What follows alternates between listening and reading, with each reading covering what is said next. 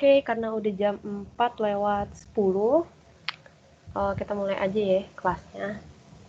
Kenalin, nama aku Matilda, aku angkatan 2020, jurusan akuntansi dari Grogol. Nah, di sore hari yang agak mendung ini, aku bakal ngajarin kalian tentang materi UAS buat akuntansi dasar 1. Buat kalian yang mau nanya, nanti boleh nanya di kolom komentar atau boleh unmute juga, tapi lebih mending nanya di kolom komentar ya, biar pertanyaannya bisa dilihat sama teman-teman juga dan gak diulang-ulang. Oke? Oke. Mulai share screen ya.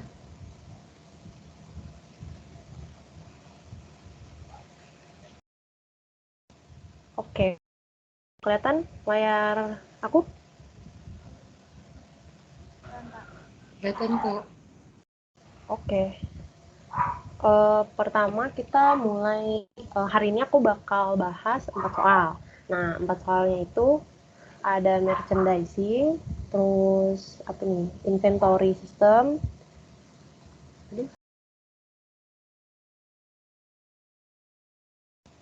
Oke. Kelihatan layar aku? Kelihatan kok. Oke. Pertama kita mulai, hari ini aku bakal bahas 4 soal. Nah, 4 soalnya itu ada merchandising, terus apa nih, inventory system, bank recon, sama yang terakhir itu notes receivable. Jadi aku bahas 4 ya. Kalau misalnya soal UAS kan ada 5 tuh. Nah, biasanya yang nomor 1 itu, yang soal 1 itu kayak teori, jadi pasti bisa lah. Oke, aku mulai aja bahas soal 2, merchandising transaction. Di SMIKO, oh ya, ini kan udah UAS berarti udah masuk perusahaan dagang ya. Di SMIKO adalah perusahaan yang menjual barang dagangnya secara grosir dan mencatat seluruh transaksi persediaannya menggunakan metode perpetual. Berikut adalah sebagian transaksi di SMIKO selama bulan Desember 2019. 1 Desember membeli 300 unit barang dagang dengan harga $30 per unit dari Aladinco dengan syarat 2/10 N per 40. FOB shipping point. Ongkos angkut sebesar $100 dibayar secara tunai. Nah, ini kita perusahaan dagang tapi kita beli barang dagang. Berarti jurnalnya langsung aja, karena kita beli barang dagang itu di-record sebagai inventory. Nah, berarti debitnya itu inventory. Terus di sini gimana cara kita tahu itu tuh tunai atau ngutang. Nah, clue yang paling gede itu ada di syaratnya. Biasanya kalau misalnya ada 2/10, N per 40, atau N per 30, nah itu pasti dia bayarnya itu ngutang atau pakai utang dagang. Nah, tapi kalau misalnya nggak ada syaratnya dan ada tulisan tunai, nah itu pasti dia bawahnya itu pakai kas. Jangan terkecoh ya, sama di sini ada ongkos angkut sebesar $100 dibayar secara tunai. Nah, ini inventory accounts payable. Kan dia beli 300 unit, harga satu unitnya itu 30, berarti 300 dikali 30, hasilnya adalah $9.000. Terus di sini ada stated kalau ongkos angkut sebesar $100 dibayar secara tunai. Tapi kita nggak jurnal ongkos angkut tersebut. Karena FOB shipping point itu kan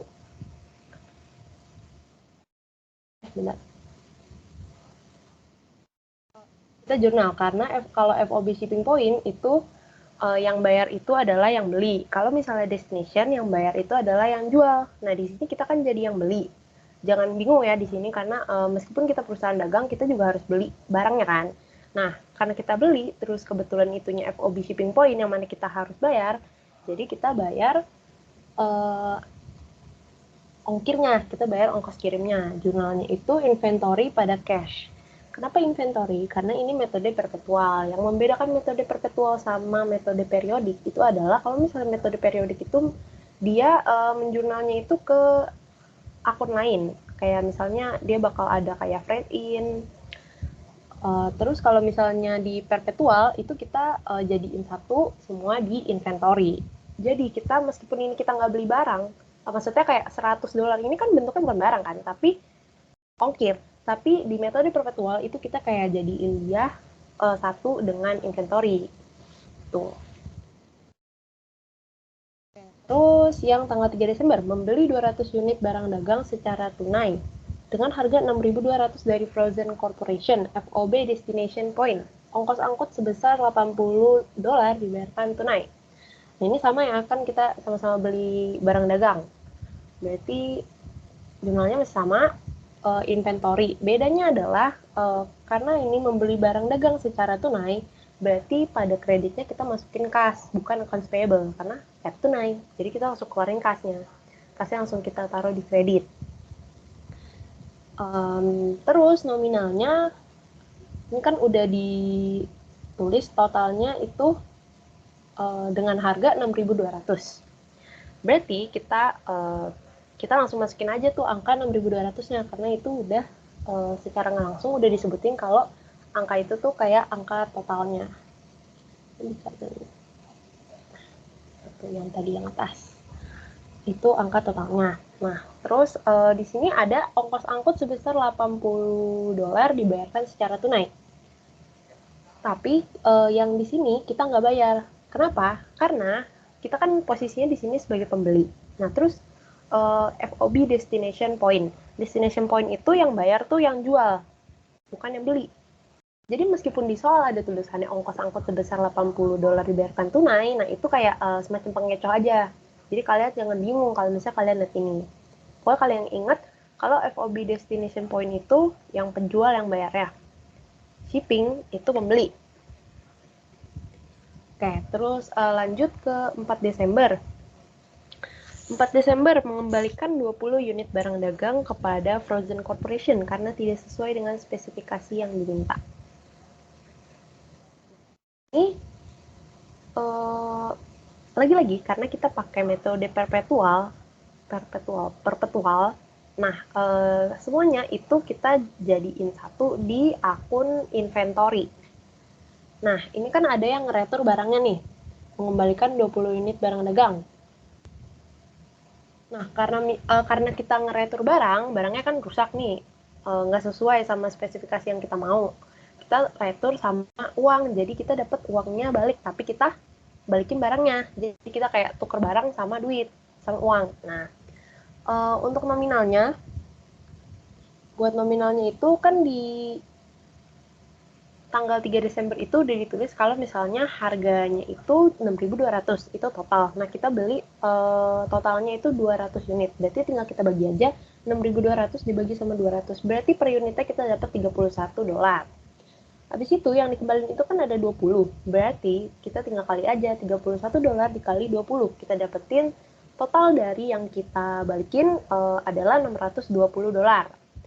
Itu tinggal kita jurnal aja. $620. Oke. Terus lanjut ke tanggal 7 Desember. 7 Desember menjual 250 unit barang dagang kepada Mulanco dengan harga jual $40 per unit dan harga pokok $8.000. Syarat kredit 1/10 N/60 FOB Destination Point. Ongkos angkut sebesar $100 dibayarkan secara tunai. Nah, ini kita menjual barang ya. Berarti jurnalnya itu kita lihat dulu. Ini kan kita jual, terus ada stated kalau ada syarat kredit. Nah, kalau misalnya ada syarat kredit itu berarti dia nggak bayar langsung. Nah, berarti di debitnya itu kita masukin accounts receivable. Terus di kreditnya itu kita masukin sales revenue karena kita mendapat pendapatan. Bahasa Indonesia apa ya? Pendapatan penjualan. Nah, sales revenue itu pendapatan penjualan. Jadi di debit itu kita masukin piutang dagang, di kredit kita masukin sales revenue. Terus nominalnya itu ini kan 250 unit. Terus harganya 40. Berarti kita tinggal kali aja 250 sama 40. Harganya 10.000. Nih.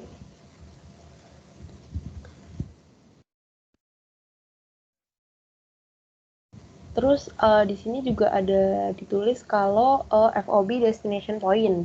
Nah, tadi yang aku udah bilang FOB destination point itu kan yang bayar penjual. Di sini kita lagi jual. Berarti yang bayar kita. Kita ngejurnal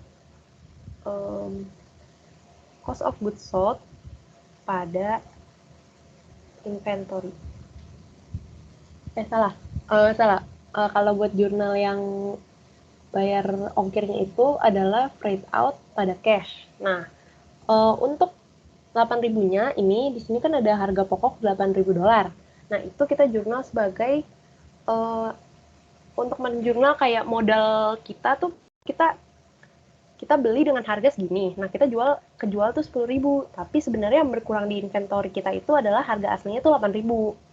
Nah, berarti kita kan untungnya 2.000 tuh. Nah, tapi kita harus ngejurnal yang berkurang di inventory kita tuh sebenarnya berapa dengan harga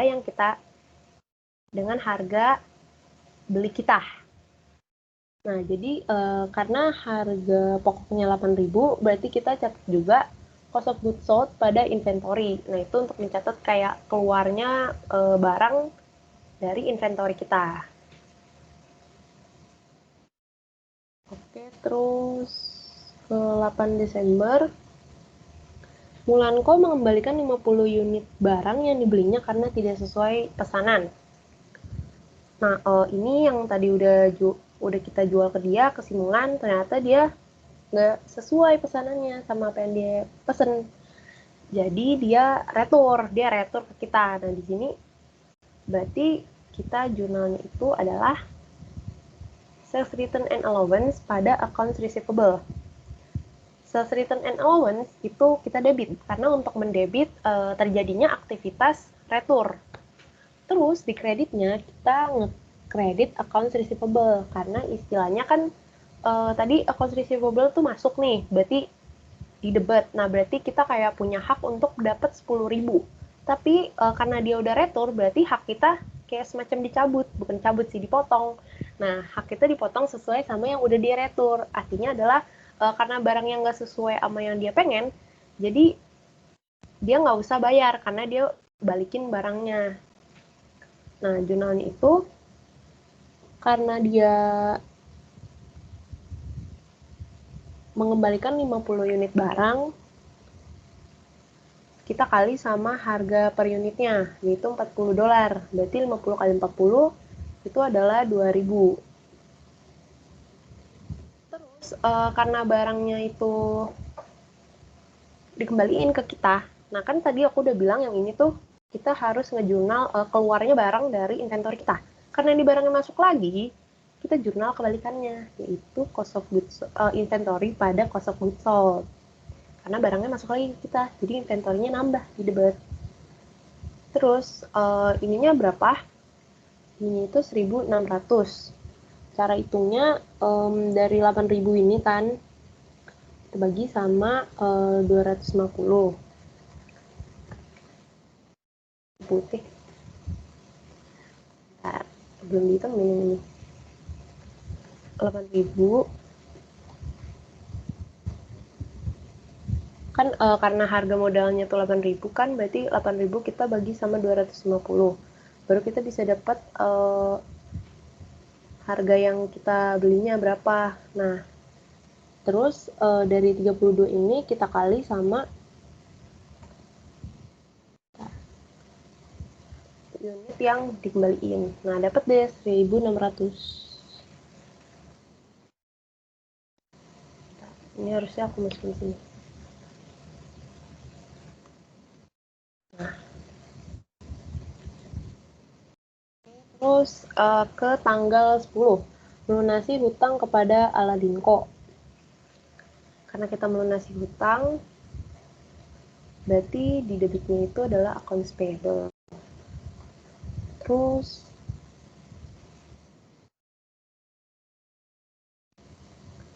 di kreditnya itu inventory sama cash.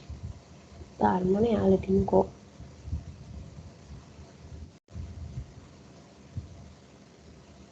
Nah, ini kita membeli pada tanggal 1 Desember nih kita beli 300 unit barang.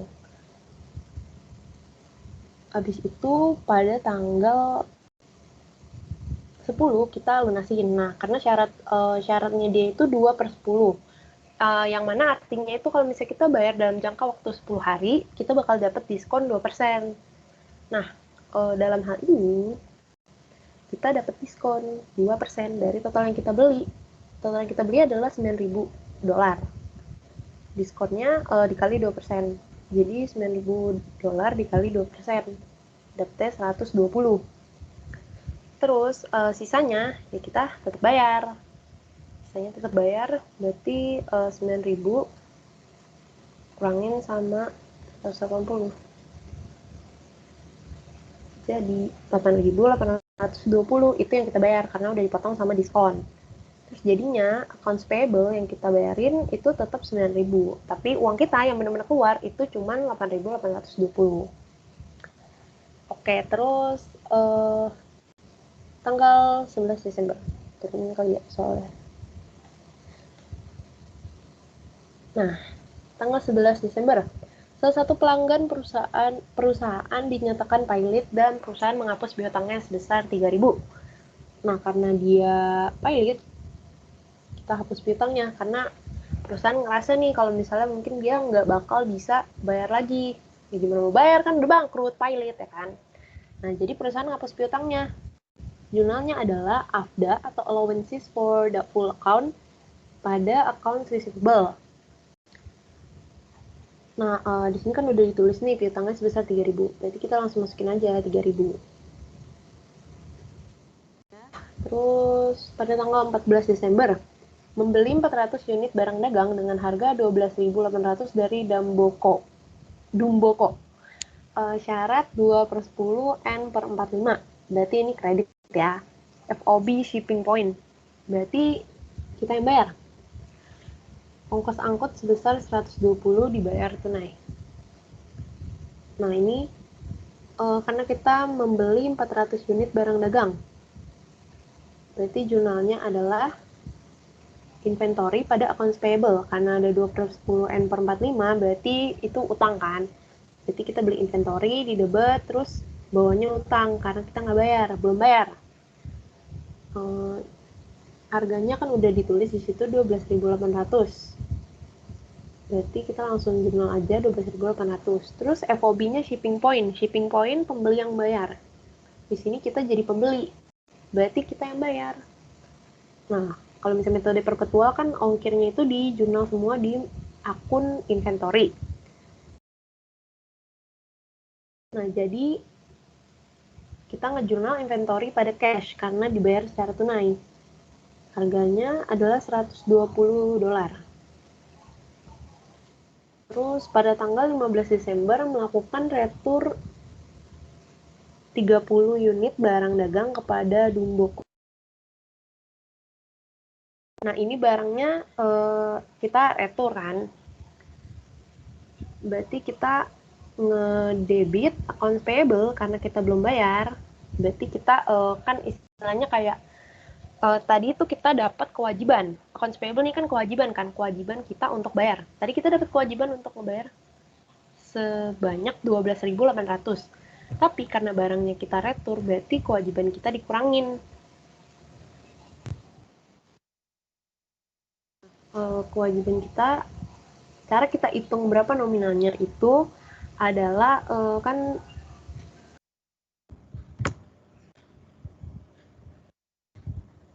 oke, maaf tadi alarm. Tanggal 15 ya, caranya adalah dari 3 kan kita returnya itu 30 unit. Terus kita kali aja sama $32. $32 itu kita dapat dari yang 12.800 dibagi sama yang kita beli adalah 400. Totalnya 12.800.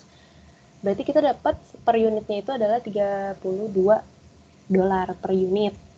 Jadi pas kita retur 30, kita tinggal kaliin harganya sama unitnya.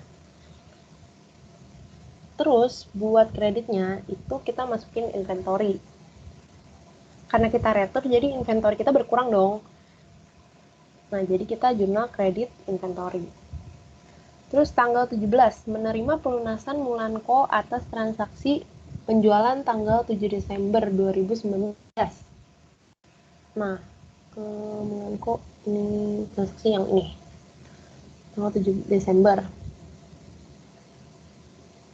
Karena syaratnya itu 1/10 N/60, yang mana berarti jika Mulanko bisa melunasi dalam jangka waktu 10 hari, maka akan diberikan diskon 1%. Nah, ini dari 7 ke 17, tuh jaraknya pas 10 hari. Berarti dia dapat diskonnya. Nah, karena dia melunasi berarti di debitnya pasti cash dong.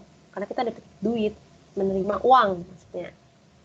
Nah, karena dia dapat diskon, kita jurnal juga di debit sales discount.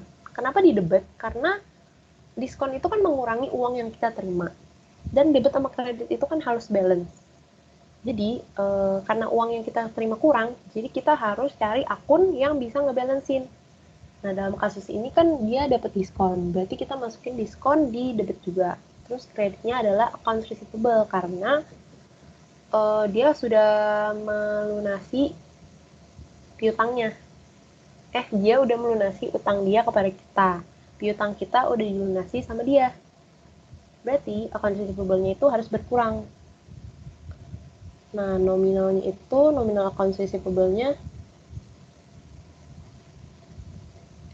nominal sales discount-nya itu 80 didapat dari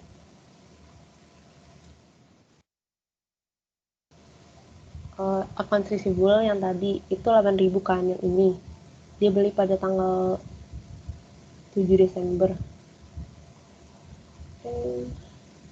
Ya, karena udah dikurangin kan dia beli 10.000, terus dia ngeretur 2.000, berarti udah kurang dong account receivable dia, berarti sisa 8.000.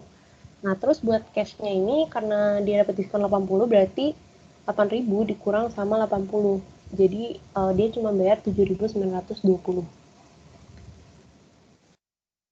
Terus lanjut pada tanggal 19 Desember menjual 300 unit barang dagang kepada Melvison Co. dengan harga jual 12.600 dan harga pokok 10.100. Syarat kredit 1/10 N/60 FOB shipping point. Syarat kredit berarti kita menjual secara kredit. FOB shipping point berarti mereka yang bayar, bukan kita. Oke, karena menjual berarti harusnya kita terima uang, kita nggak terima karena ini kredit, berarti jurnalnya di debit itu ada accounts receivable, terus di kreditnya ada sales revenue karena kita mendapat pendapatan penjualan. Harga jualnya 12.600 udah ditulis di soal. Jadi tinggal kita masukin aja. Terus untuk mencatat keluarnya barang dagang kita harus mencatat cost of goods sold pada inventory sebesar 10.100. Itu juga udah ada di soal. Jadi kita tinggal masukin aja. Habis itu karena FOB-nya shipping point, berarti mereka yang bayar. Jadi kita nggak usah jurnal apa-apa tentang ongkir.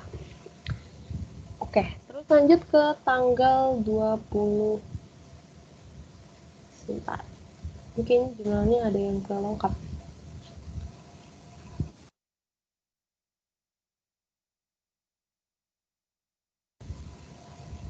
Oke, sorry teman-teman, ini ternyata jurnalnya ada yang lengkap.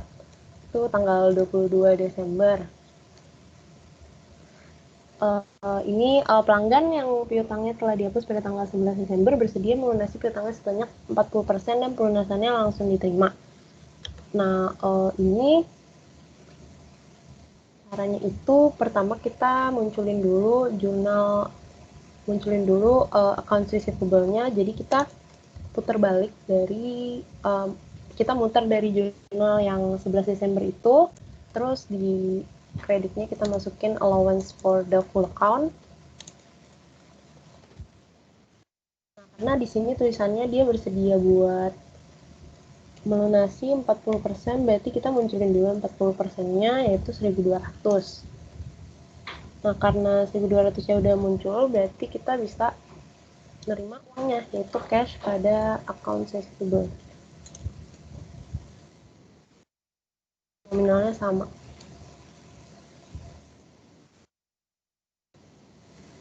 Oke, lanjut pada tanggal 27 Desember melunasi seluruh hutang kepada Dumboko.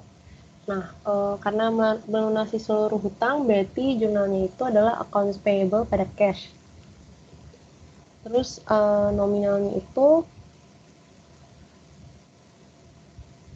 segini 11.840 karena kita sempat ada retur pada tanggal 15 Desember berarti dikurangin.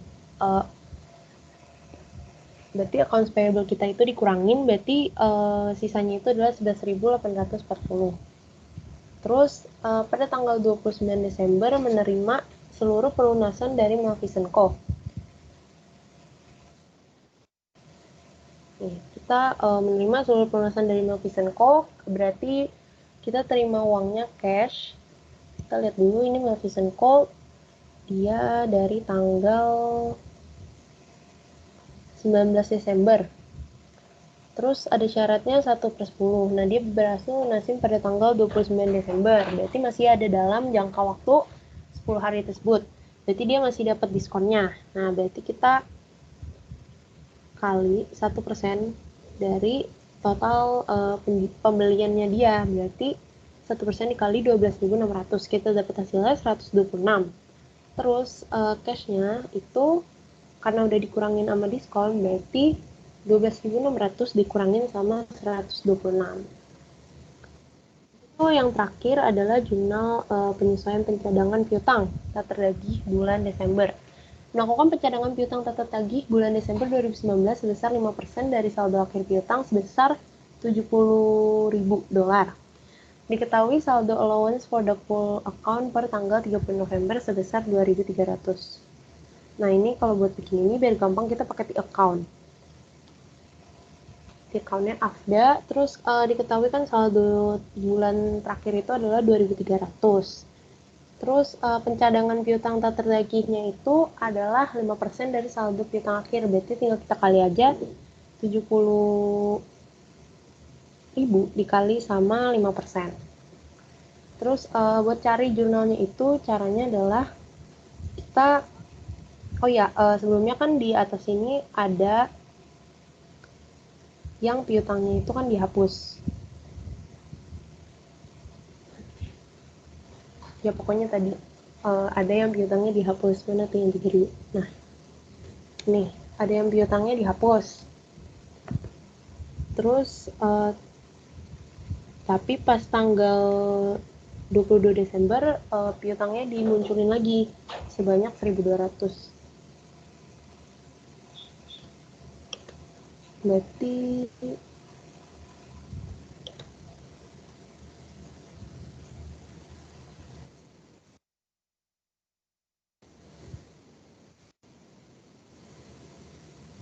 ini 3.000, terus tadi piutangnya kan dimunculin lagi di kredit 1.200.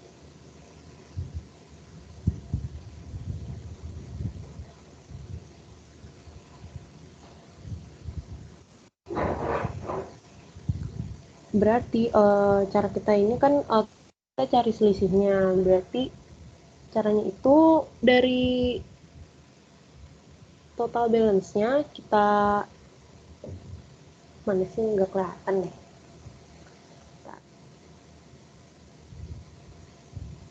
Dari total balance-nya kita kurang sama yang di atas, terus tambahin sama yang ini, terus dikurang sama yang ini juga. Berarti dapat update-nya 3.000.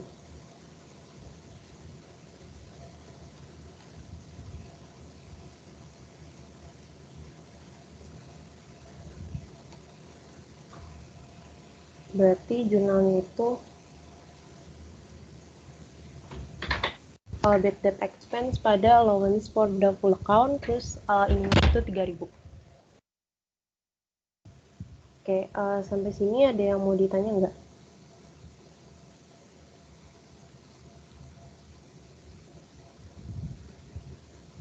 Kak, boleh jelasin ulang yang tentang AFDA-nya, Kak? Oh iya boleh. Jadi kan di sini dikasih taunya melakukan pencadangan piutang tak terdagih bulan Desember 5% dari saldo akhir piutang. Berarti di sini jumlah dari AFDA-nya itu dia kan cadangnya 70.000 dikali sama 5%. Jadi kita tinggal kali aja terus kita dapat 3.500 kan. Itu kayak saldo akhir dari AFDA-nya. Nah, terus kita masukin nih di sini ada diketahui kalau saldo allowance for doubtful account di bulan lalu atau di akhir bulan lalu itu adalah 2.300. Berarti saldo awalnya dari AFDA di bulan ini itu 2.300. Kita masukin. Nah, habis itu kita masukin transaksi-transaksi yang ada AFDA-nya. Nah, ini 3.000 kan. 3.000 dia ada di debit. Berarti kita masukin nih 3.000-nya. Habis itu tadi ada lagi yang allowance for doubtful account-nya ini kita kurangin. Jadi ada 1.200. Nah, dari situ kita kurang-kurangin semuanya, kita cari selisihnya sampai bisa dapat 3.000 ini. Intinya kayak dari penjumlahan ini nih, di tengah-tengah ini tuh kurang berapa sampai hasilnya itu bisa dapat 3.500. Oke, Kak, makasih banyak. Oke, sama-sama. Oke, ada yang mau ditanya lagi nggak?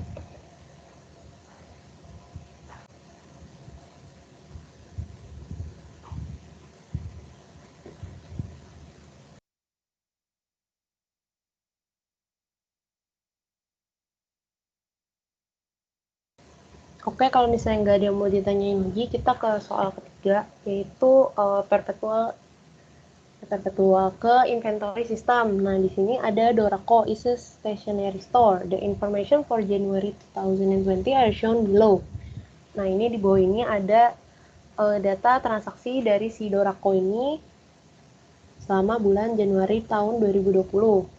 Nah, di tanggal 1 dia punya persediaan 250 unit, terus harganya 22. Nah, di sini diminta pada soalnya itu buat bikin yang pertama itu adalah FIFO method dengan perpetual inventory system, sama yang kedua itu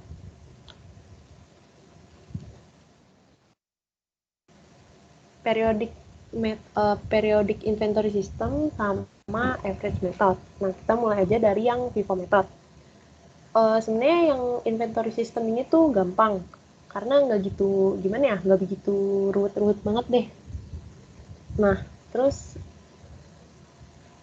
kok terus sih, sorry, karena itu tuh nggak susah-susah banget asal kalian teliti. Nah, kalau misalnya kalian pakai Excel sih sebenarnya lebih gampang karena bisa langsung kayak auto computation gitulah, langsung auto dihitung. Nah, pertama kan Dorako bilang nih kalau misalnya dia punya inventory 250 unit, terus harganya itu 22. Nah, kita masukin dulu di yang paling pertama. Kalau si Dorako ini punya inventory 250, harganya 22. Jangan lupa ini harus ditotal ya, pokoknya harus dikaliin, tinggal dikaliin aja. Terus, kalau FIFO itu kepanjangan dari first in, first out. Yang mana artinya adalah kalau misalnya barang yang masuk duluan, itu dia bakal yang kepake duluan atau kejual duluan. Nah, di sini ada di sini tanggal 2 itu ada purchase atau pembelian. Dia membeli sebanyak 750 dan harganya 24 euro. 24 euro, totalnya itu 18.000. Nah, karena ini kan metode FIFO, berarti unitnya itu nggak boleh kita campur aduk karena harganya tuh beda. Beda kayak average. Kalau misalnya average kan harganya beda, tapi kita bisa pas target-targetnya itu kita bisa kayak ngebagi-bagi terus bikin harganya itu jadi harga rata-rata. Nah, kalau Vivo ini beda. Vivo itu harus karena harganya beda, dia pokoknya nggak boleh dipisahin. Nah, yang pertama di tanggal 2 ini kita masukin inventory yang ada yang udah kita punya dari tanggal 1, habis itu kita masukin juga inventory yang baru kita beli. Nah, di sini aku warnain karena biar kalian bisa lihat dari sini itu dia turunnya ke sini. Jadi nggak boleh dicampur, nggak boleh 250 kalian tambahin 750 terus 22 tambah 24 dibagi 2, salah. Nah, ini kalian tinggal totalin aja. Terus udah, berarti pada tanggal 2 ini kita punya totalnya itu 1000 inventory, tapi harganya beda-beda. Jadi nggak kita campurin.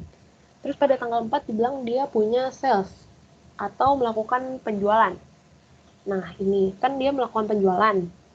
Kalau metode FIFO, kan yang pertama kali masuk itu adalah yang pertama kali keluar. Kita lihat, dia butuhnya 450. Karena dia butuh 450, unit kita yang kita punya di awal dengan harga 22 euro ini, kita cuma punya 250. Berarti kita masukin dulu nih yang 250. 250 sama 22. Yang harganya 22, totalnya 5.500. Tapi pembelinya kan maunya 450, sedangkan kita cuma punya 250. Mau nggak mau kita pakai dari yang 750 ini, dari yang harganya 24. Nah, kita masukin dari yang 750, kita cuma butuh 200. Karena dari 450 kita kurangin 250. Berarti kita cuma butuh sisanya itu 200 kan. Dari 450 dikurangin sama yang ini. Kita cuma butuh sisa 200. Jadi kita cuma pakai 200 dari unit yang ini. Nah, buat balance-nya kayak gimana? Karena yang 250 ini kan udah kepake habis nih. Terus kita udah pakai 200 dari yang 750 yang harganya 24. Berarti yang 750 ini kita kurangin sama yang udah kepake. 750 dikurang sama yang 200. 750 dikurang sama 200. Hasilnya adalah 550. Harganya tetap sama 24 euro. Totalnya itu 13.200. Terus pada tanggal 7, dia melakukan penjualan lagi. Nah, kali ini dia butuh 350 unit. Persediaan kita ada 550, dia butuh 350. Berarti oke nih, kita nggak, karena kita cuman punya yang satu harga, berarti kita tinggal pakai yang harga 24 euro ini. Karena udah habis, dia butuhnya cuma 350, terus kita kayak menyanggupi, berarti ada sisanya 200 unit, didapat dari 550 dikurang sama 350, 200, terus dikali sama 24 euro, berarti totalnya 4.800. Terus pas tanggal 11 itu dia melakukan pembelian lagi karena stoknya udah mulai menipis. Dia ngelakuin pembelian 400 unit yang harganya 25 dolar. Langsung aja kita masukin unit 400 harganya 25 dikali 10.000. Terus karena kita masih punya sisa yang tadi, yang atas, kita masukin yang 200 itu ke balance kita, yang bawahnya kita tambahin yang baru, yaitu yang 400 unit tadi dengan harga 25 euro yang baru kita beli. Terus pada tanggal 14 itu kita melakukan pembelian lagi sebanyak 350. Karena kita melakukan pembelian sebanyak 350, kita masukin di sini purchase 350 dengan harga 27 euro, totalnya 9.450. Kita masukin 350 ini yang baru aja kita beli karena harganya beda-beda semua nih. Kita mau nggak mau kita masukin jadi ada 3 row. Nah, berarti pada saat ini kita punya barang inventory yang sama tapi dengan harga yang berbeda-beda. Makanya kita taruh dia di baris yang beda-beda. Terus pas tanggal 19 akhirnya kita ngelakuin penjualan. Pada tanggal 19 kita butuh 620 unit untuk dijual. Nah, kita lihat stok kita. Kita cuma punya 200 di harga 24. Oke, berarti kita pakai itu dulu, 200 di harga 24. Oke, udah. Kita masih butuh 420 lagi. Kita masih butuh 420. Oke, kita pakai yang baris kedua nih dengan harga 25 euro. Kita munculin 400 dengan harga 25. Kita masih butuh 20 unit lagi karena totalnya 620. Ini baru 200 tambah 400 masih 600. Kita butuh 20. Nah, mau nggak mau kita pakai unit yang dari 350 ini. Pakai dari yang harganya 27 euro. Berarti sisa punya kita karena yang atas ini udah habis nih, udah kepake semua. 200 udah kepake, 400 udah kepake. 350-nya kepake 20. Berarti 350 dikurangin sama 20 berarti adalah 330. Harganya 27 euro. Nah, totalnya 8.910. Terus pas tanggal 25 kita ternyata beli lagi. Kita beli sebanyak 250, tapi harganya itu adalah 28,2 euro. Tinggal kita masukin aja, gampang. Yang atas kita ambil dari yang atas, ini 330, dan dari sini. Terus yang yang baru kita beli, kita masukin aja di bawahnya. Terus pas tanggal 27, kita melakukan penjualan. Karena kita melakukan penjualan, kita butuh 200 unit. Kita kan butuh 200 unit, berarti kita coba lihat, yang kita punya tuh ada 330. Kita cuma butuh buat ngeluarin 200. Berarti masih bisa dong, kita nggak perlu pakai dari yang bawah. Makanya kita tulis ini cuma 200. Nah, karena unit yang awal tadi, yang 330, udah kepake 200, berarti dikurangin. 330 dikurang sama 200. Hasilnya adalah 130. Berarti yang harga 27 euro ini sisa 130 unit. Sedangkan yang bawah, yang baru kita beli pada tanggal 25 Januari, itu nggak pakai. Jadi kita masukin dia di bawah sini. Nah, terus pas akhirnya, kita tinggal totalin ini. Yang di kolom yang terpakai ini, totalnya itu adalah 39.440. Jadi kita sum aja dari atas sampai bawah. Terus yang ending inventory itu kita jangan totalin dari bawah. Dari atas sampai bawah jangan ditotalin, salah. Nah, kan judulnya ending inventory. Berarti berapa sih yang kita punya di akhir? Nah, kita jumlahin yang dua ini. Meskipun harganya beda, nggak apa-apa kalau yang di ending itu, karena dia mintanya jumlah, nggak minta detailnya. Kan detailnya ada nih di sini. Harga 27 ada berapa, 28 ada berapa. Berarti tinggal kita jumlahin aja. Jadi endingnya itu ada 10.560. Oke, sampai sini ada mau ditanyain nggak dari ini Vivo Method ini?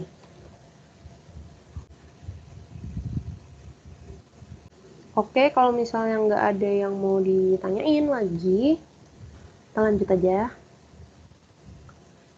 Nah, setelah kita bikin tabel dari yang ini, tabel Vivo itu belum selesai ya. Kita masih harus hitung gross profit margin. Nah, pertama-tama kita masukin dulu ending inventory-nya.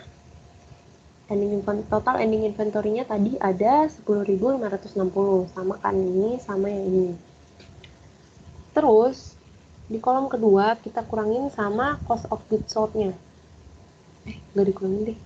Nggak, kita masukin cost of goods sold-nya 39.440. Di situ yang bawahnya baru kita lakuin computation atau perhitungannya. Nah, di computation atau perhitungan ini bisa kita dapetin dari tabel yang ada di sini.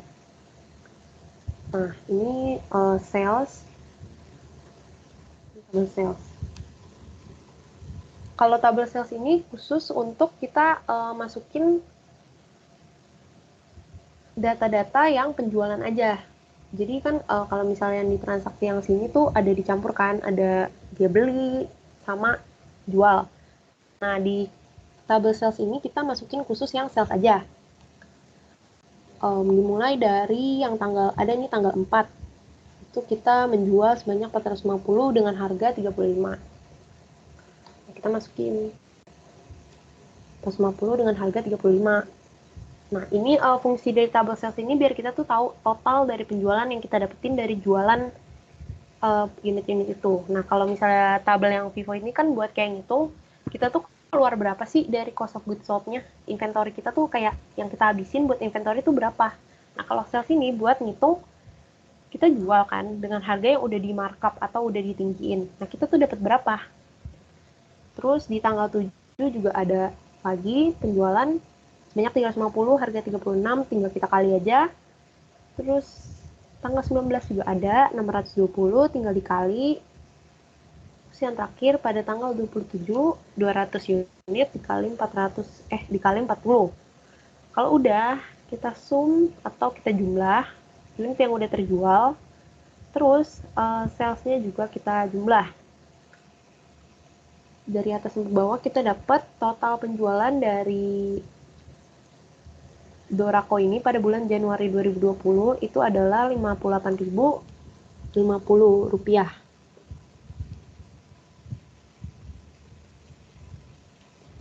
Nah, terus untuk mencatat ending inventory, kan ending inventory ini ada 10.560.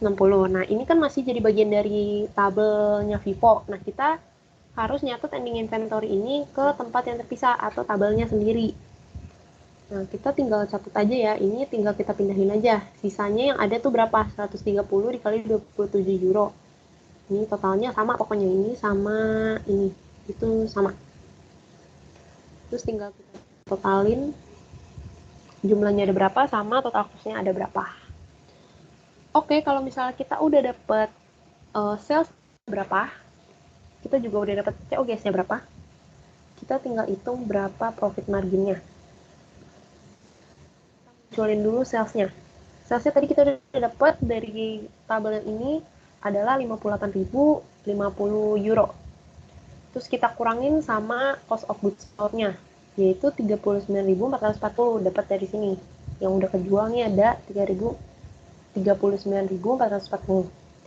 Habis itu kita dapat gross profit-nya, yaitu 18.610 euro. Nah, karena dari soal minta gross profit margin rate, kita hitung gross profit margin rate-nya. Yaitu caranya adalah dari gross profit-nya kita per atau kita bagi sama sales-nya. Jangan lupa kalau misalnya kalian ngebagi di di kalkulator kalian kali sama 100. Kalau di sini kan bisa langsung auto percentage. Nah, berarti kita dari pembagian itu kita dapat 32%, 32,06%. Nah, udah. Yang nomor 1, yang perpetual Vivo udah selesai. Dan sini ada yang mau nanya nggak? Kak, Ya? tanya Kak. Kalau untuk table sales itu, sales return juga dimasukin kan ya Kak? Ya, sales return juga dimasukin. Oke, Nanti dia jadinya Kak. kayak mengurang gitu.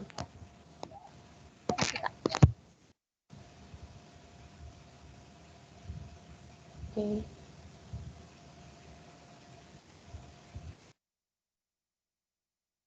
Oke, kalau udah nggak ada lagi yang nanya, kita lanjut aja ke periodic inventory system. Ini yang nomor 2, itu kita pakai metodenya average. Average itu kan rata-rata. Nah, kalau metode average ini, karena dia periodik, ini tuh beda caranya dari yang, beda tabelnya sama yang perpetual. Kalau average itu kan dia rata-rata, berarti mau kita beli berapa unit pun yang berapapun harganya, nanti ujung-ujungnya itu bakal kayak dibagi dan dicari rata-ratanya. Nah, langsung kita mulai aja ke tabelnya. Nah, kita masuk ke tabel cogas nih, yaitu cost of goods available for sale. Soalnya aku turunin biar bisa dilihat. Kalau nggak kelihatan.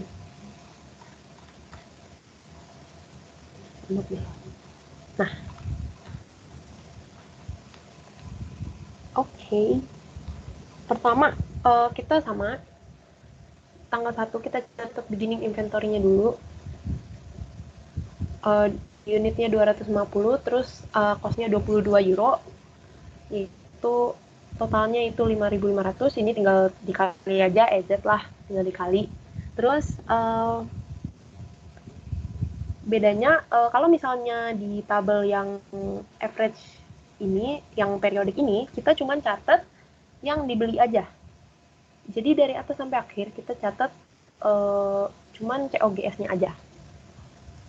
Berarti pada tanggal 2 kita ngebeli barang kan, harganya unitnya 750, harganya 24, tinggal dikali. Terus pada tanggal 11 juga kita ngebeli barang, terus unitnya itu 400 dan harganya itu 25. Tanggal 14 unitnya 350, terus harganya 27. Dan yang terakhir tanggal 25 kita beli 250 unit, harganya 28,2. Nah, kita tinggal kali ini total cost-nya, terus bawahnya tinggal kita jumlah. Nah, kita dapat jumlah unit yang kita beli selama bulan Januari ini adalah 2000. Sedangkan total cost atau uang yang kita habiskan untuk membeli unit ini, ya pokoknya harga dari inventory ini adalah 50.000. Nah, selanjutnya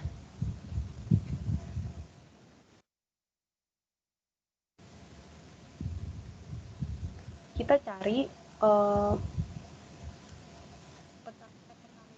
cari ending inventory. Pertama, kita bagi dulu nih, karena ini metode rata-rata kan.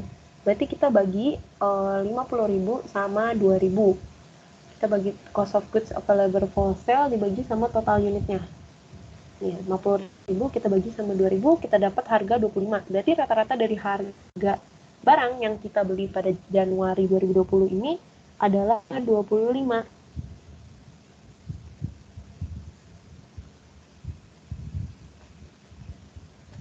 Nah, habis itu kita hitung ending inventory-nya, yaitu unitnya 380, terus unit cost-nya 25 tinggal dikali, berarti kita dapat total cost-nya itu 9.500.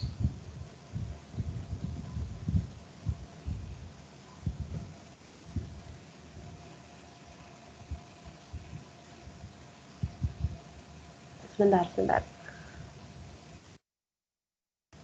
Gimana cara kita dapetin ending inventory-nya unit yang 380 ini? Caranya itu kita tinggal tambahin sama kurangin dari unit yang ada. Jadi inventory-nya ini kan 250, kita beli, berarti kita tambah 750. Terus ada penjualan, kita kurangin 450, kurang 350 juga penjualan di tanggal 7. Terus kita beli lagi nih, 4 tambah 400, tambah lagi 350, terus kita jual lagi berarti dikurang, terus ditambah lagi 250 karena kita beli lagi, terus akhirnya kita jual juga 200. Akhirnya didapetin 380. Oke, abis itu ke step 2, yaitu cost of goods sold. Nah, di yang cost of goods sold ini kita ngitung cost of goods available for sale dikurangin sama ending inventory-nya buat ngelihat di bulan Januari ini kita udah ngejual tuh seberapa. Karena kan yang pertama-tama ini cost of goods available for sale ini berarti udah siap buat kita jual. Nah, tapi ternyata pas di akhir bulan masih ada sisa ending itu 9.500.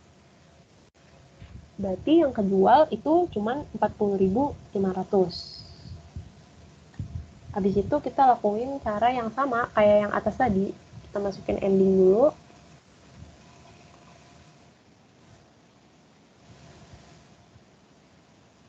Itu sebesar 9.500 dapat dari sini. Terus yang kedua kita masukin cost of goods sold-nya 40.500 yang kita dapat dari situ. Dari perhitungannya itu cost of goods sold available for sale dikurang sama ending inventory. Habis itu baru kita bisa hitung sales-nya. Nah, sales-nya ini kan 58.050 euro. Itu kita dapetin dari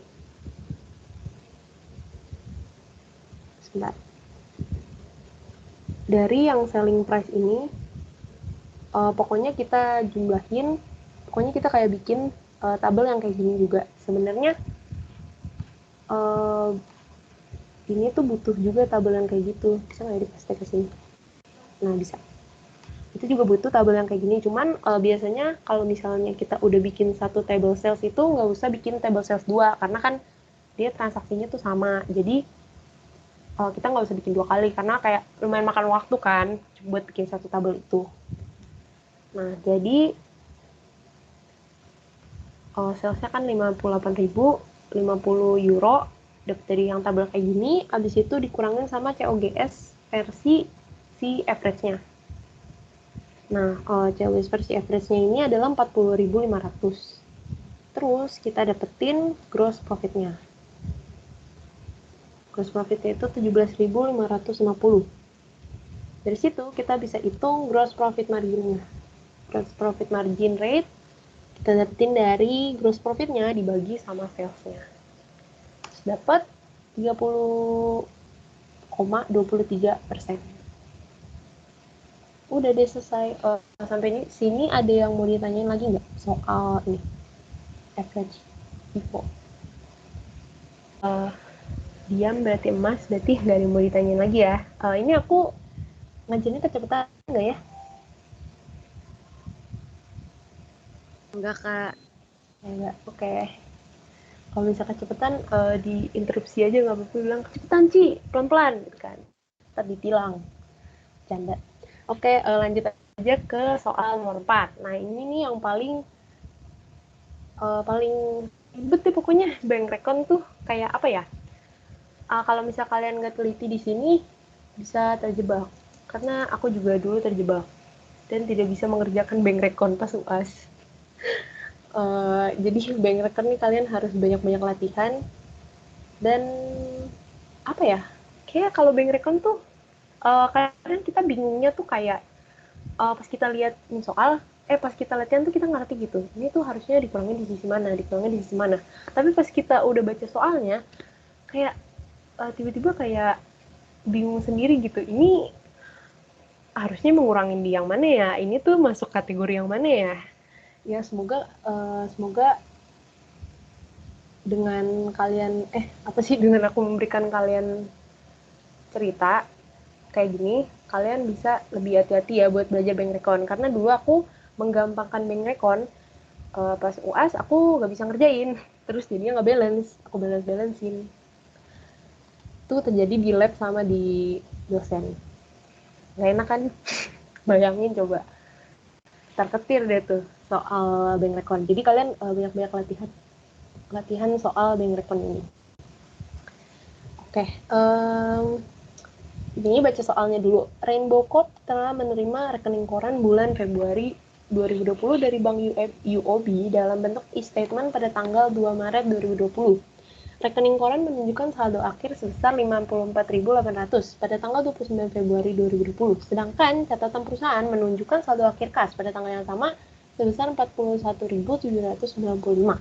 Nah, bank rekon ini kan namanya kan rekonsiliasi ya. Jadi itu kayak semacam kita mencocokkan saldo kita sama si saldo bank ini. Kenapa bisa beda? Pasti kan ada sesuatu yang memicu kesalahpahaman atau kayak perbedaannya. Nah, di sini tugas kita adalah untuk mencari kesalahpahaman itu atau perbedaan-perbedaan itu ada di sisi mana sih?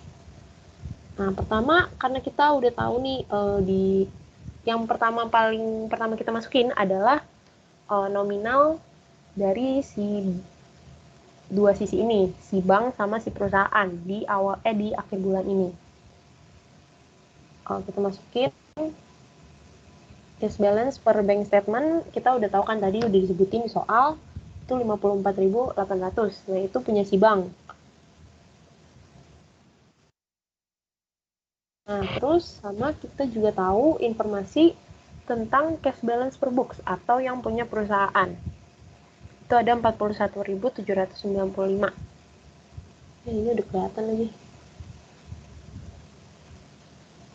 Kita hitungan ini biar nggak kelihatan. Kak, maaf. Slide-nya nggak gerak. Kenapa? Slide-nya nggak gerak, Kak. Di aku Kok nggak gerak ya? Di yang lain gitu juga gak? Sama kok. Masih di inventory. Iya, di Kak. aku Ya Kak, belum ganti sheet Kak. Oh my god, coba aku ini ulang ya. Makasih ya udah diingetin.